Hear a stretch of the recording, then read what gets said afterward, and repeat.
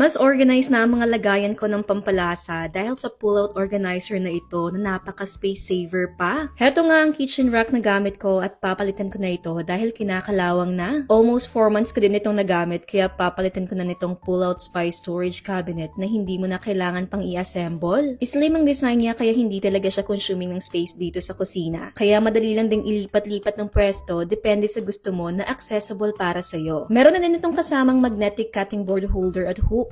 At kasyang-kasya dito ang mga ganitong condiments bottle at mga pampalasa in 500 ml. Napaka-smooth lang din i-pull at push at dito sa ibabaw ang lagayan ng mga asin, paminta at iba pang pampalasa. Pwedeng lagyan ng mga gamit na palaging ginagamit sa pagluluto para isang abutan na lang at hindi ka na matatagalan kakahanap. Kaya nakakatulong din talaga ang mga ganitong kitchen organizer sa pagpapabilis ng mga gawain sa kusina. Kaya kung naghahanap ka rin ng lagayan para sa iyong mga condiments at gusto mong organized tignan at space saver din ay subukan mo ang pull-out storage cabinet na ito.